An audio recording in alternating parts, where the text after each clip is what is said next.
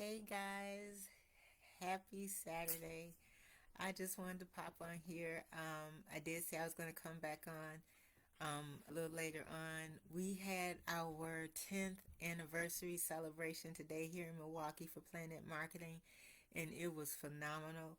We had two powerhouse directors, Director Tiffany Powell from Houston, Texas, and Director J.P. Watkins Mukes from Houston, Texas as well. They came in, brought some fire with them. They brought some nuggets of wisdom, encouragement, and really poured into the people, and it was a great time. We had one of my sisters in success ranked up to now her fast track movement to director. So we hopefully will have a new director soon. We're all going to be cheering her on. Michelle Peavy, congratulations. We're so proud of you and so excited for you and your team. And today was just awesome. So I wanted to get on here and just a brief, because I always say I'm going to be brief. I don't believe in an hour long live because I don't have that much to talk about at one time. But I just want to get on here and just share some of my thoughts and takeaways from today's event. So I'll get started. One of the first things I want to talk about is how real this, how much of a huge change of mindset it is to be in business for yourself rather than just working for someone else. Um, most of us have most of us have, maybe done some things on the side, is what we call like a side hustle. And, we've picked up things and put them down, picked things up and put them down. But a great many people are accustomed to working a regular job, 9 to 5, and there is absolutely nothing wrong with that. We all do what we have to do to make a living for ourselves and our family, and um, and we do that. But sometimes there are people who you'll encounter who are used to having to do extra to make extra, just to make ends meet. And sometimes it's not even to make ends meet. Sometimes it's just to be comfortable. And so, one of the things that we talked about today is that when you're in business for yourself, you have to work your business like you would a job. There are a lot of us, and I know myself as a retired teacher, I can remember before the days of COVID, I have to qualify and say that. There were days when I would wake up and I absolutely did not feel good. I could tell that I was coming down with something. I wasn't feeling my best, but I went to work anyway, because there were people counting on me. I knew that if I wasn't there, it would create a sense of disruption for my students. It would create a sense of disruption for my colleagues in the building, especially if we weren't able to get a substitute teacher for my class. And sometimes, even with a substitute teacher, you guys remember when we were in school, sometimes we gave the sub a hard time. So it wasn't, just because there was a sub or you could get a sub um, that meant that things wouldn't go haywire. So a lot of times I would get up even if I didn't feel good, and I would go to work anyway. Remember, before I became a teacher and some of my other professions in corporate, if I didn't feel well, I would get up because I wanted to, one, show that I was a team player and that, I could take one for the team and, keep working and pushing through. And I would do that. And I thought, I can, if I can make it through the day and get some stuff done, I can still go. And so I would. However, a lot of times when people have their own business, they sometimes, depending on what type of business it is, because you're the boss, you may not have that same sense of discipline or urgency. And so we talked about that. And I realized that if I could work that hard and work, as we call it, play wounded, or, keep playing, just like some professional athletes, they might get injuries, but they keep going because they're doing it for the team. Well, if I'm doing it for Team Tracy, I can do it for, do it for other people's team. I can do it for Team Tracy.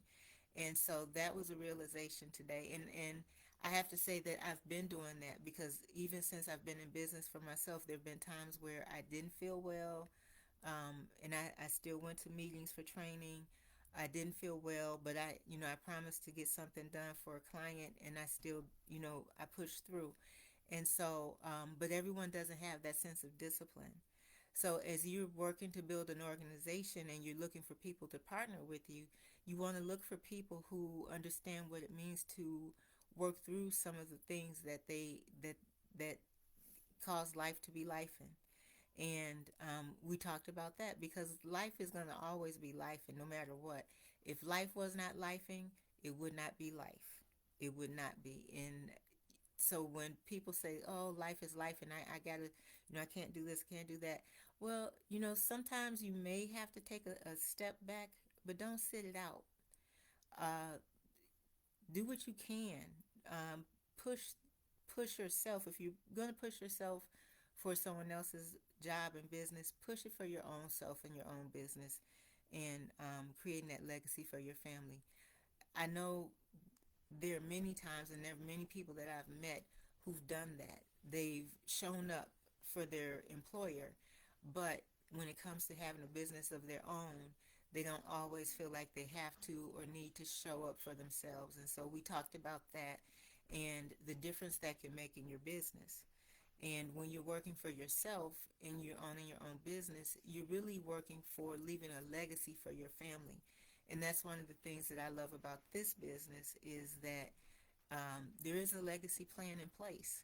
Once you reach directorship and you've helped more than, you've helped 100 people start their business and be successful in keeping their business going, you have at your access a pledge. We call it the legacy pledge, the rector's pledge.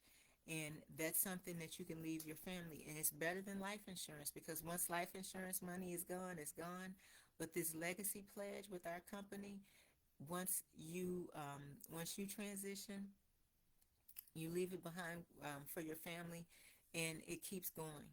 It keeps paying them out. And so currently we have about 6 families now in our company, which is just hitting the 10-year mark this month. We have about 6 families that are benefiting from that legacy pledge, and their loved one is gone on, but they're still benefiting from the work that their loved one did and the residual income that they established for their legacy. So we talked about that. We also talked about business etiquette, and we talked about how to be professional. And when you are running your own business, you want to have a professional mindset because you're going to be dealing with people from all walks of life, and you want to be professional. You want to be the example, especially if you're the leader of that organization. You want to set the standard. You want to demonstrate for people that you're leading, one, that you're capable of leading, but two, that you know the industry that you're leading in. Three, you want to lead them in a way that they can duplicate what it is that you're showing them how to do or you're expecting them to be able to do so that they can eventually be independent of you as they build their business. So we got a lot of wisdom and encouragement this today, and it was a full day, but it was a day well worth my time and effort. And it just shows the level of support and mentorship you get once you are a part of this company. So I can't tell if anybody is on because I took my glasses off.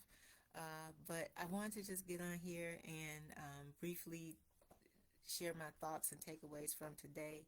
I have many pages of notes, so don't be surprised if I don't hop on here again later on this week and share some more things that I've been reflecting about that I got from today's training and celebration. So, but I want to wish you all a great weekend. I hope that you did something for yourself and your family, and I hope that you are thinking about what it is that you can do to secure a future legacy for your family. And I, as always, am excited to share what it is I do and how I do it.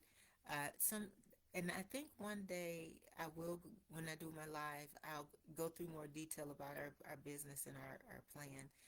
But I am a travel business owner. I'm not just a travel agent, but I'm a travel business owner, which means I do get to help other people learn how to travel and do it better and more often, and earn money doing it.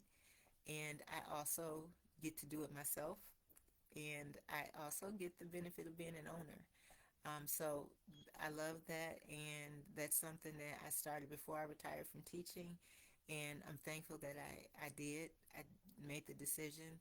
A lot of times in the presentations that we do, where we're sharing the information about the company and our business, and we are asking people, you know, are they a three, two, or a one?